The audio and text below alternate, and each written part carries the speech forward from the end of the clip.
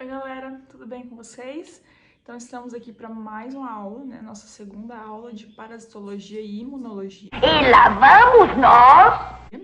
E nessa aula de hoje nós vamos ver sobre os principais flagelados, né, que atingem o sangue e os tecidos do homem, e também nós vamos ver sobre duas classes importantes do filo dos plateumintos e sobre o filo nematoda, né, os nematóides, que também são causadores de doenças parasitárias, tá? Essas duas classes que nós vamos ver do filo plateumintes é a classe cestoda, né, e a trematoda, né, os trematóides e os cestódios, porque ambas, né, vão ter representantes ali que são parasitas. A outra classe que nós temos do filo plateumintes não entra, né, na nossa disciplina, que é os tuberlários, e eles não são parasitas, eles são animais de vida livre, assim como a planária, que eu acho que todo mundo deve lembrar, que é aquela que se reconstitui, se você cortar ela em inúmeras partes, cada parte daquela vai dar origem a uma planária nova, tá?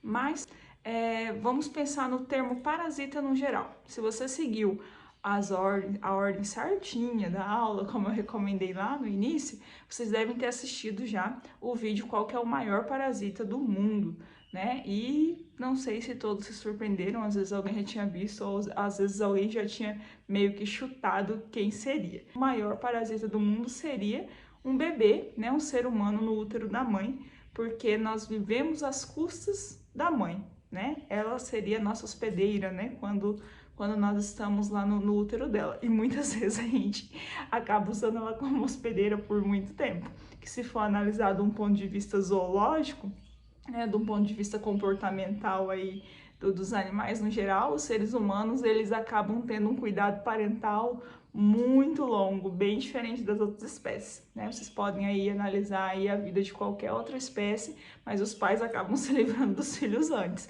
Os seres humanos eles acabam ficando mais tempo ali recebendo esse cuidado parental aí dos pais.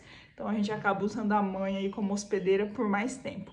Mas de uma maneira assim equivalente ao que nós vemos, né, sobre o parasitismo, nós, quando estamos no útero da mãe, nós acabamos agindo como um parasita, tá? O vídeo é bem interessante, vai ter uma atividade para vocês refletirem um pouco mais sobre ele logo abaixo lá, se vocês estiverem seguindo a ordem. Prosseguindo. Vamos pegar o título da aula e vamos dar uma desfragmentada nele para vocês verem que nem é tão feio assim. Porque às vezes quando a gente pega o título de uma aula, você pensa, meu Deus, misericórdia, o que é isso? Jesus. E na verdade são coisas bem simples que vocês já viram e às vezes você lê ali de uma forma meio que rápida e não acaba não se atentando aos detalhes e acaba pensando, gente, eu não sei nada disso. E na verdade vocês já acabaram vendo isso, já viram isso desde o fundamental e do médio, mas até em alguma outra disciplina do superior mesmo vocês já viram de alguma forma. Então, quando ele fala lá no título sobre os flagelados, né, que são os principais flagelados que são parasitas, né, do sangue do tecido humano, do sangue do tecido do homem, primeiro de tudo, flagelado é quem tem flagelo, né? Nós vemos lá os cílios e flagelos, desde a composição da célula, quando nós vemos as organelas, aí nós vemos lá que tem a organela que é responsável pela produção de cílios e flagelos. Aí quando a gente vai ver os grupos, né, de seres vivos, nós chegamos lá nos protozoários, né, nós vemos que vão ter aqueles que são ciliados e aqueles que são flagelados. Então, quando fala desses flagelados, nada mais é do que os protozoários que possuem flagelo. Cílios são aqueles pequenos filamentos, são bem curtinhos e geralmente vão estar em grandes quantidades naquele corpo a qual eles pertencem. Tá? E o flagelo já é os filamentos mais longos e geralmente se encontram em menor quantidade. Flagelo também é a cauda do espermatozoide. Cílios também estão presentes na nossa traqueia e acabam varrendo as impurezas para fora, por isso que às vezes a gente até espirra sem nem estar gripado, nem estar resfriado, mas só para expulsar ali uma coisa estranha que entrou pelas suas narinas e acabou chegando na traqueia, chega na traqueia, a traqueia pensa que não, aí vai para fora e você acaba espirrando, tá? Pessoas fumantes acabam destruindo os cílios que possuem ali na traqueia, por isso que elas tossem tanto, porque impurezas que eram para elas eliminar ou pela expiração normalmente ou por um espirro aleatório, elas acabam tendo que expulsar pela boca, porque a traqueia dela já não consegue mais varrer essas impurezas para fora, porque foram destruídas devido à nicotina. Faleceu. Tá? Então, o próximo título são os trematóides, os cestódios e os trematóides, os cestódios e os nematóides, né? Os nemateumintos, como vocês quiserem chamar, que são principais, né, causadores aí de doenças parasitárias no homem, né? Vamos lá, então. Quando a gente vê esses outros dois nomes, né, trematóides e cestódios, acho que nematóide já é mais comum. Ah, eu lembro, isso é um filo, né? Pertence lá aos 9 principais filos da biologia e tal. A gente vê isso aí no fundamental, vê no médio, depois vê na faculdade de novo. Só que a gente não se atenta à classificação desses filos muitas vezes, até porque são muitos, às vezes acaba esquecendo mesmo, né? Então, quando eu tô falando de trematóides e cestódios, eu estou falando de duas classes pertencentes, né, ao filo dos plateumintos, que são os vermes de corpo achatado, que são os vermes que nós temos sempre como principal referência a tênia, a solitária, né, que é um verme que pode ficar muito longo e tem o corpo todo achatado. Já os nematóides é um filo também, né, e é o filo onde a gente sempre pega como principal exemplo a lombriga, né, que a lombriga ela é sempre o principal exemplo que a gente usa nos nematóides, porque os nematóides são os vermes de corpo cilíndrico, afilado, arredondado, né? E é o caso da lombriga e a gente acha muitas imagens tal para representar, que fica bem mais fácil. Nos plateumintos, como eu já tinha dito anteriormente, né, nós vamos ter os tuberlários, os trematóides e os cestóides. Só que daí nós só vemos trematóides e cestóides porque os tuberlários, eles não são parasitas, eles são de vida livre, assim como a planária, certo? Então, vamos lá. Quando eu falo, né, de doenças infecciosas, se elas forem causadas por protozoários e por vermes, eu considero que ela é uma doença infecciosa parasitária, tá? Então, toda doença, se ela for causada por protozoário e por vermes, daí nos vermes vão entrar os trematóides, os cestódios, os nematóides, né? Se eu falar que ela é causada, que ela é uma doença parasitária, ela tem que ser causada ou por protozoários ou por vermes. Aí nós vamos ter algumas exceções, algumas discussões aí da biologia, como por exemplo, doenças causadas por vírus. O vírus também é considerado um parasita, mas é um pouquinho diferente o processo, porque ele é considerado um parasita intracelular, porque ele é um parasita de células, ele precisa de uma célula para ele desenvolver todo o seu metabolismo, para ele evoluir, para ele desenvolver seu metabolismo, para ele cumprir o seu ciclo de vida. Fora de uma célula ele não vai ter ação nenhuma, né? Então ele é um parasita também, né? São doenças parasitárias, mas são doenças parasitárias intracelulares, diferente das outras que nós vamos tratar. E nesse primeiro subtítulo que nós temos da aula de hoje, né, dos flagelados, os principais flagelados que vão atingir aí o sangue do ser humano, o que nós podemos ter como exemplo que talvez você nunca tivesse parado para pensar como uma doença parasitária? Porque quando a gente fala de parasitismo, fala de doenças parasitárias, logo a gente só recorda das doenças parasitárias intestinais, né? Logo a gente se recorda das doenças que são causadas por vermes. A gente nunca pega algum outro grupo de ser vivo. E aqueles que são causados, né, causados por protozoários também vai entrar como uma doença parasitária. E aí nós vamos ter a malária, né? Deixa eu ver quais mais são exemplos de doenças causadas por protozoários. A leishmaniose, a toxoplasmose, que é até uma que eu vou comentar com vocês aqui no vídeo. Então, nós vamos ter todos esses exemplos de doenças causadas por protozoários que são consideradas doenças infecciosas parasitárias, tá? Então, como eu havia dito, nós vamos comentar sobre a toxoplasmose. Garanto que vocês já ouviram falar que é a doença do rato ou que é a doença do gato, então vamos acabar desmistificando um pouquinho dessas coisas aí, tá? Primeiro de tudo, não é a doença do rato, né?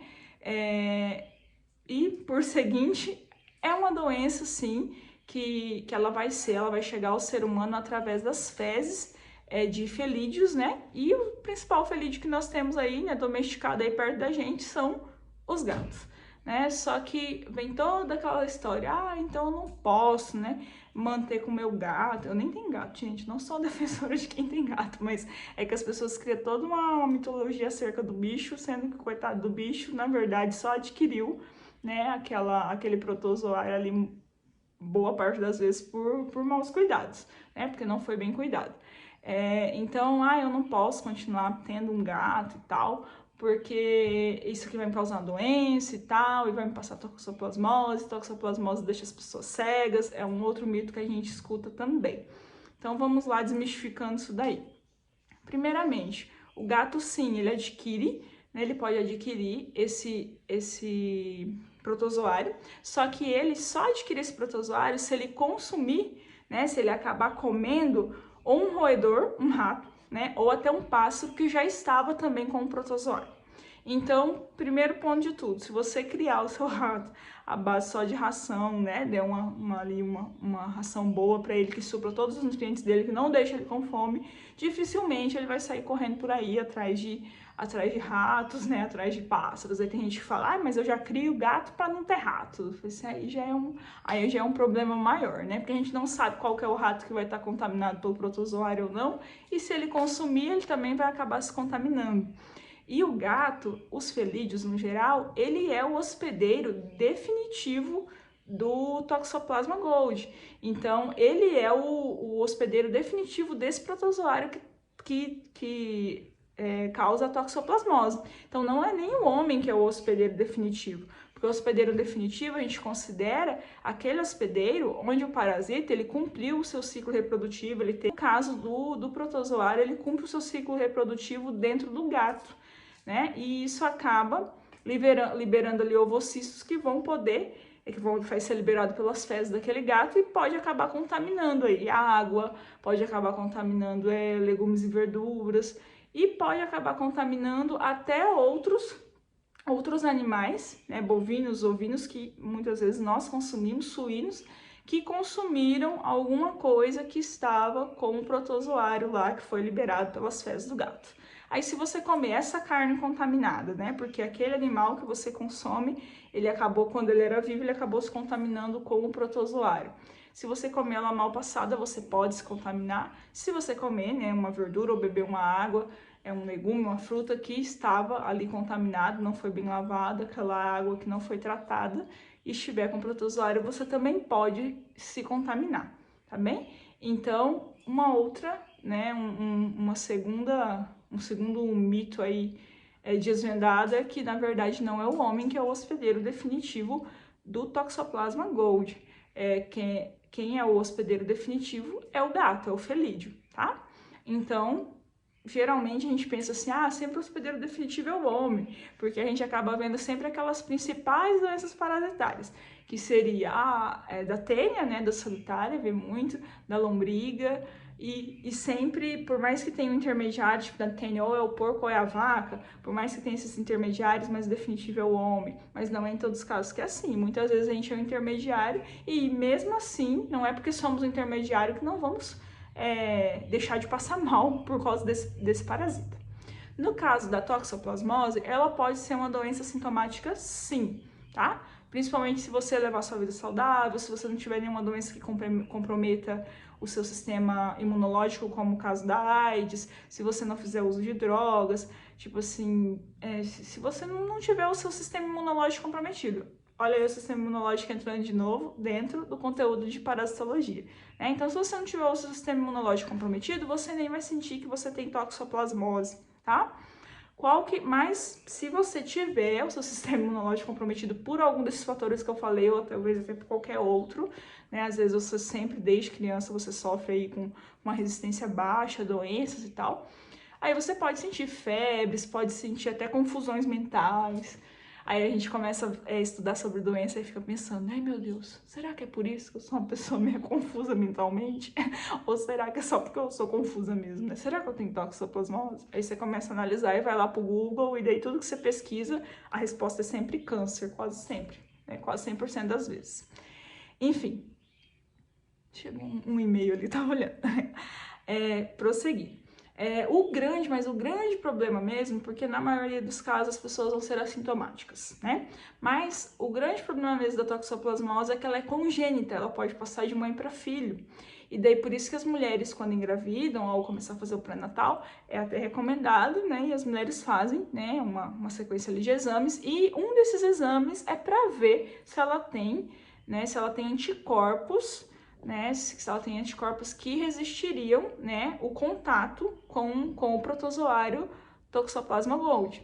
Então, se ela não possuir esses anticorpos, aí ela vai ter que ter um cuidado redobrado, triplicado de higiene. Ah, ela tem um gato, tem que se livrar do gato? Não, gente, mas se o gato ele foi criado a vida toda com o costume de comer rato por aí, comer pássaro por aí, eu não arriscaria, né? Porque você mudar o costume também de um animal depois que ele já tá na fase adulta dele é complicado. Mas assim, se ela se garantir, né? Se ela garantir que vai possuir cuidados de higiene ali cada vez maiores, porque muitas vezes ninguém vai sair comendo cocô de gato, né? As pessoas falam assim, mas se pega do cocô do gato, credo, que gente, porco, não é assim. Mas muitas vezes a gente acaba, né? Fica uma coisa ali que não fica tão bem lavada, uma carne que não fica tão bem cozida, e você não sabe, às vezes estava contaminado, e não é só quem possui o gato ali dentro de casa que corre esse risco, né? Até porque hoje em dia a gente não cultiva tudo que a gente consome. Boa parte do que a gente consome a gente compra e a gente não sabe, né? Onde aquilo, né, foi produzido, ou com que aquilo veio contaminado, e às vezes não lava direito, né? Às vezes deixa passar meio batido ali na lavagem, o cuidado ali com os alimentos, ou na preparação das carnes, no caso, no cozimento, e acaba contraindo uma doença aí que o grande vetor era um animal que você nem tem, que você nem possui ali por perto, tá? Então, assim, na gravidez, caso a mulher não possuir anticorpos pro protozoário que causa toxoplasmose, ela tem que cuidar muito, porque o que vai passar, né, de maneira congênita pro feto, o protozoário que é passado para aquele bebê que ainda vai nascer, aí sim, aí é no nível gravíssimo da doença. Então, pode nascer, sim, crianças com problemas bem altos de visão, assim, com problemas gravíssimos de visão, ou com retardo mental, né, ou com problemas em outros órgãos do sentido, né, como ouvido, por exemplo. Então, assim, pode causar uma série de consequências, assim, bem ruins, que aquele filho que está para nascer vai ter que conviver para o resto da vida por causa de uma doença infecciosa parasitária. Então, mais um ponto aí para a gente refletir, porque muitas vezes quando nós falamos de parasitologia e a gente fica se apegando só em parasitoses intestinais, que muitas vezes nem é mais tão comum em certas regiões do país, nem em certas regiões da nossa cidade, às vezes o nível, né, a quantidade de casos é baixíssima, e assim, todo mundo já teve verme, realmente, todo mundo já teve verme. Então, assim, acaba levando, né, como se fosse uma doença banal e acaba associando a parasitologia a qualquer doença parasitária intestinal aí que seria simplesmente resolvida. Apesar que nós vamos ver também na próxima aula, se não me engano, até na próxima mesmo, que nós vamos ver as que atingem o intestino humano, né? Que nós vamos ter também várias doenças aí parasitárias intestinais que podem levar à morte. Tudo vai depender da resistência do hospedeiro e também das condições, né? Do ambiente ali onde aquela pessoa vivia, porque vocês também podem perceber que todas as doenças que nós tratamos, né, que são infecciosas parasitárias, elas vieram através de algum vetor aí do meio, no caso do toxoplasmose, através das fezes do gato, né, então através do gato essa doença chega até o ser humano, né, principalmente, mas nós vemos que tem que ter todo um cuidado ali com o meio, tem toda uma forma de prevenção que ela poderia ser evitada, mas vai ter lugares, vai ter pessoas que vivem em determinadas condições de vida, infelizmente, né, devido às desigualdades sociais, que ali naquela região onde ela vive, não tem nem por onde ela começar a ter cuidado, porque também o saneamento básico, né, que é uma obrigatoriedade dos governantes, né, fornecer para a população, não é uma realidade de todos aí no nosso país, tá? O destino do lixo, que também vai acabar atraindo aí vários animais que podem ser nocivos, porque podem ser vetores ou até mesmo causadores de maneira direta de algumas doenças, né? Então, o destino do lixo também é muito importante, que faz parte, né, dos itens lá de saneamento básico que são importantes, tá bom? Então, nessa primeira etapa de doenças, né, dos principais flagelados que causam doenças diretamente no sangue humano ou no tecido humano, né? No caso mesmo da toxoplasmose, ela vai atingir a circulação e, assim, na maior parte dos casos é assintomática no adulto, mas se não for, ela pode atingir várias áreas do corpo, porque ela vai atingir tecidos até chegar em órgãos, né, do nosso corpo, e por isso que vai ter uma grande lista aí de sintomas, né, desde alguns mais simples, como febre, né, um mal-estar ali que a pessoa nem vai imaginar que é uma doença parasitária, vai achar que, né, é só um dia que não acordou muito bem, ou alguma virose, né, mais simples, um resfriado e tal, e não é, e até algumas outras que já são mais assim, assustadoras, como confusões mentais, né, problemas relacionados aí ao nosso sistema nervoso, e isso porque na circulação o protozoário ele pode se espalhar e acabar atingindo várias partes do nosso corpo, tá bem? Esse foi o exemplo que eu escolhi para falar para vocês, mas vocês vão ver que nas atividades e nos vídeos que eu vou colocar abaixo, vocês vão acabar pesquisando e fazendo atividades sobre outras doenças infecciosas parasitárias que são causadas por protozoários, por flagelados, tá? Um que é muito comum aqui na nossa região, já foi muito comum, a malária. E vocês vão ver que tem também alguns mitos sobre a malária. Quando falam em malária, as pessoas às vezes até remetem, né, a malária para fazer piadinha aqui com o norte, né, do Brasil, com Rondônia e os outros estados aqui do norte. E na verdade vocês vão ver que é uma doença que é comum, né, que já teve muitos casos e ainda, né, vai ter um número de casos, às vezes até bem menor, mas ainda vai ter em 97 países, então não é só no Brasil, então não é uma doença só da região norte, tá? E muitas vezes, né, as pessoas sempre associam, tipo, região norte, região amazônica, vai lá pro mato, você vai lá pro pessoal que não é daqui, né? Vai lá pro norte, cuidado pra pegar malária, né? Usam até como forma de piadinha, né? Como se fosse uma doença característica apenas aqui da nossa região. E na verdade vocês vão ver que não, que é uma doença comum em 97 países do mundo. Então, assim, nós vamos ter vários mitos aí acerca das doenças parasitárias e aos poucos a gente vai desmistificando eles. O que vocês souberem também, né, que vocês, nas pesquisas que vocês estiverem fazendo para realizar as atividades, né, olha só isso aqui, não imaginava que era assim. Também comente, né, vai ter fóruns para a gente discutir sobre essas descobertas aí que é bem bacana, tá bom? Agora vamos lá para o próximo ponto. Então, o nosso próximo subtítulo, né, que são os trematóides, os cestódios e os nematóides. Primeiro de tudo, né, lembrando, trematóides e cestódios são classes do filo dos plateumintos, tá, que são os vermes de corpo achatado. Nos trematóides, qual vai ser a diferença, né, dos trematóides para os cestódios? Os trematóides nós vamos encontrar alguns parasitas que são ectoparasitas, tá? Que vão se alojar na parte externa do corpo do hospedeiro. Nós vamos ter até como exemplo, né, de um trematóide, um parasita que se aloja nas brancas dos peixes, tá? Na parte externa do corpo dos peixes. E nós vamos ter também, né, alguns tipos, alguns exemplos que vão se alojar na parte interna do hospedeiro, que até como principal exemplo nós vamos ter a esquistossomose, né, a famosa barriga d'água, que é causada pelo plateuminto, pelo trematóide, que é o Schistossoma mansoni.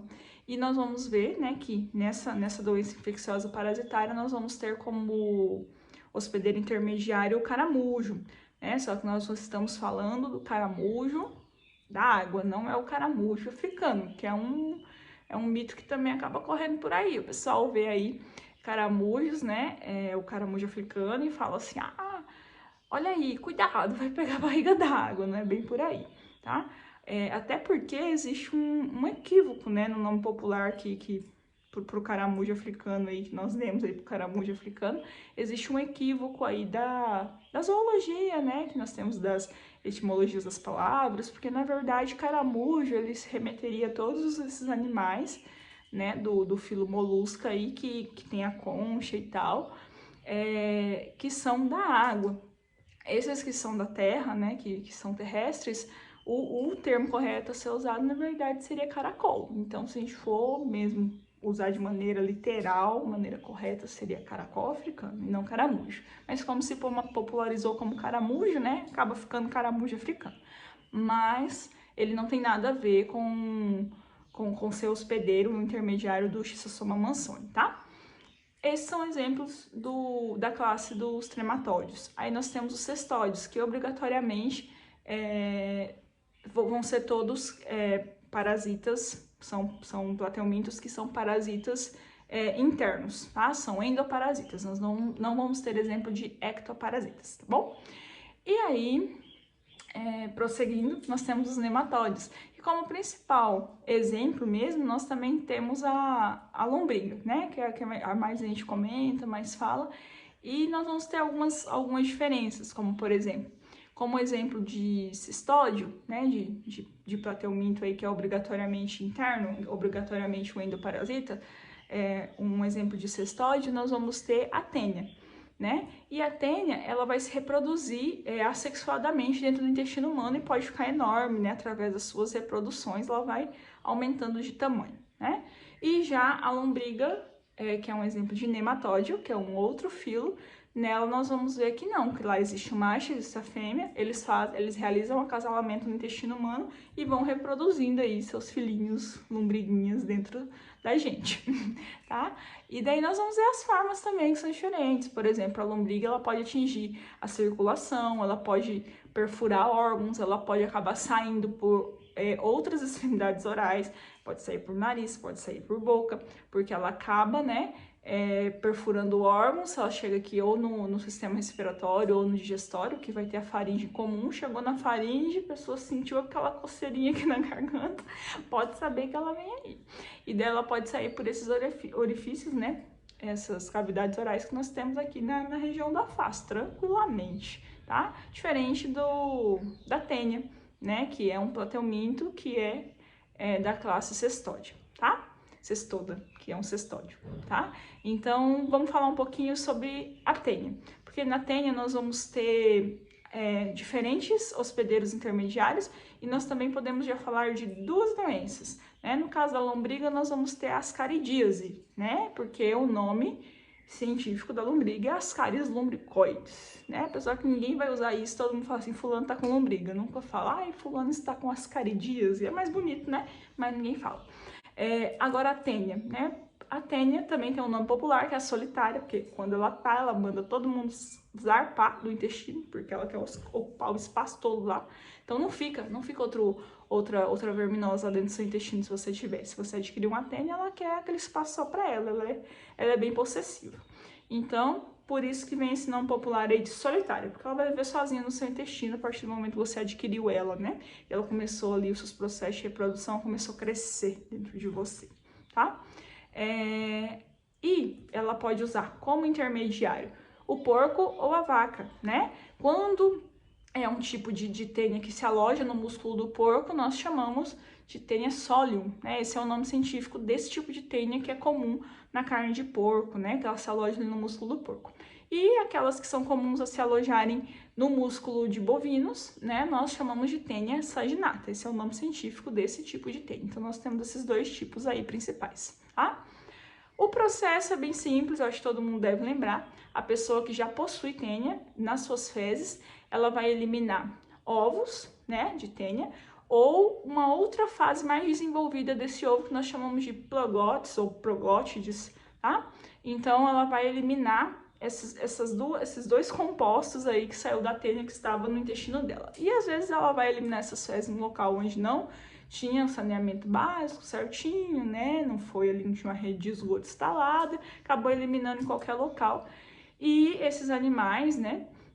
A vaca ou o porco vai depender, né, do tipo aí que está associado a cada um desses hospedeiros, vai acabar consumindo o seu alimento com fezes contaminadas desses ovos ou com esses progrotes, ou até mesmo vai contaminar, tipo, alimentos que você já come diretamente, né, vegetais que você come diretamente, verduras ali, frutos, pode contaminar também, né, essas fezes aí contaminadas por esses ovos e progrotes de tênia, pode contaminar tanto o alimento de um outro animal que ainda vai comer, como o porco ou a vaca, ou também pode contaminar alimentos que você já vai comer diretamente, como verduras, legumes e frutos que estiverem ali disponíveis naquele local e acabaram se contaminando. Ou até mesmo contaminar a água, e daí a água que foi usada, né, ali para aguar, para regar aquelas plantas, acabou. Bem, então vamos lá ao ciclo que eu acredito que a maioria de vocês já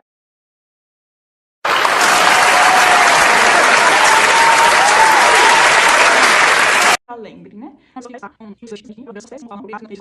E acaba tanto dúvida nos outros, né? Que o ser humano deve ou um alimento de porco, né? Ou os outros, e esses ovos são muito mais que você não consumir, tá? Então,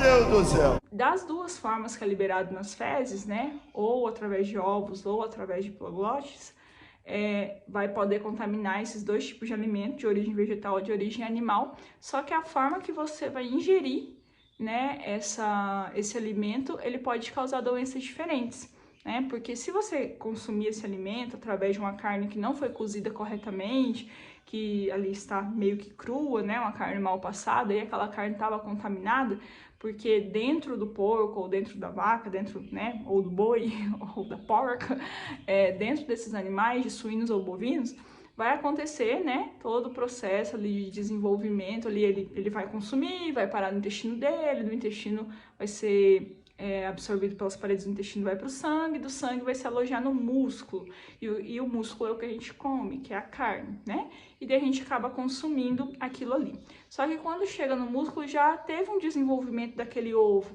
né, então a gente acaba, né, consumindo ali já num estágio um pouco mais avançado quando a gente se contamina pela carne. E daí, por estar nesse estágio um pouco mais avançado, ele já vai direto para o nosso intestino, e do nosso intestino ela vai continuar o processo dela de desenvolvimento. Ela não vai ser absorvida, né, pelas paredes do nosso intestino e liberada pela circulação para atingir outras partes do nosso corpo. Quando nós consumimos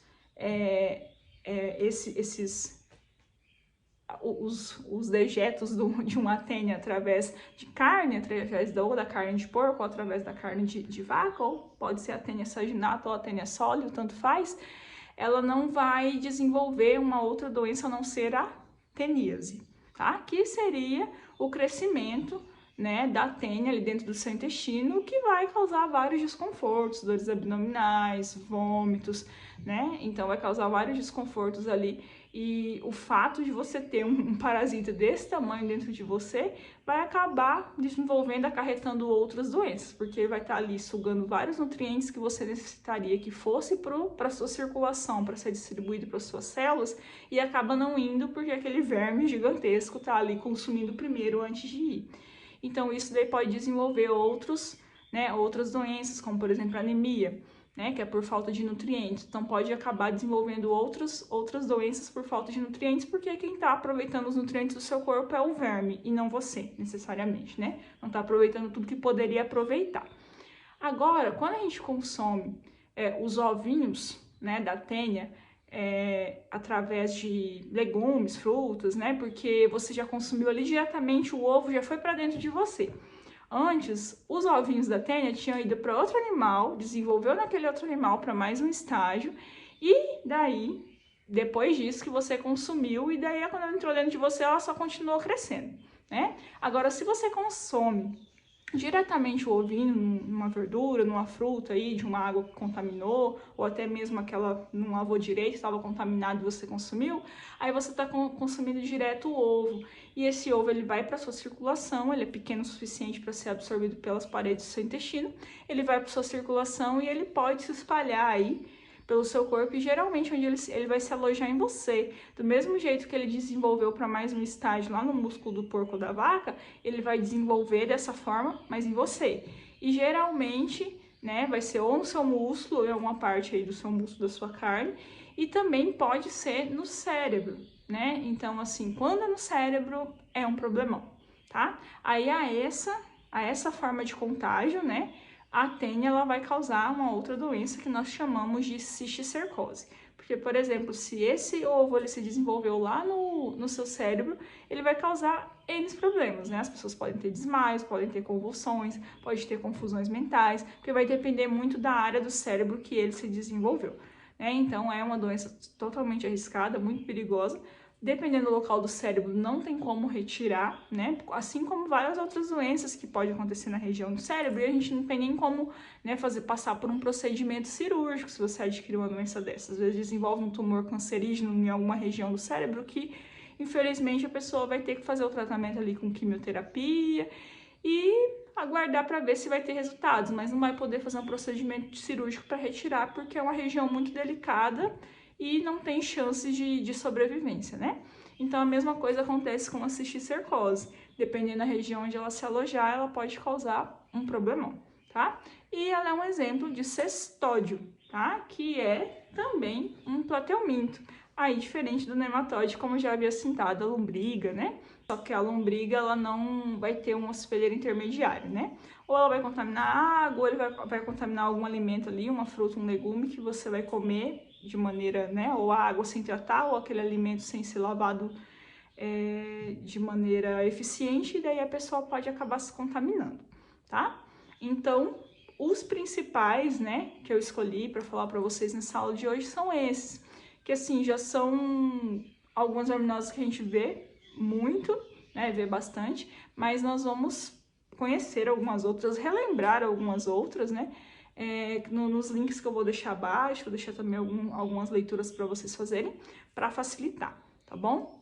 Na resolução das atividades, para facilitar nos exercícios aí que vocês têm que fazer para a aprendizagem aí de vocês para a vida e para a vida profissional, tá? Nas próximas aulas, a partir da 4ª unidade, vai começar a ter as nossas práticas adaptadas, né? Que vão ser práticas adaptadas à plataforma online também, a plataforma de atividade remota. E daí nós vamos trabalhar com mais imagens, mais figuras, para trabalhar essa questão da identificação, né? O que tem diferente do ovinho, do verme tal, da verminose tal, né? Para o outro, o que tem diferente daquele protozoário para aquele outro, né? Qual que é a diferença de protozoário para metazoário? Então, nós vamos trabalhar mais com essa questão de imagens, tá? Para que vocês visualizem melhor essas diferenças e consigam, né, fazer as distinções que são necessárias e tal. Mas para essas primeiras aulas de introdução, mais relembrando, né? Mas eu vou colocar aí algumas imagens aí para vocês e outros vídeos para que vocês visualizem melhor esses temas que nós estamos tratando, tá bom? Até a próxima!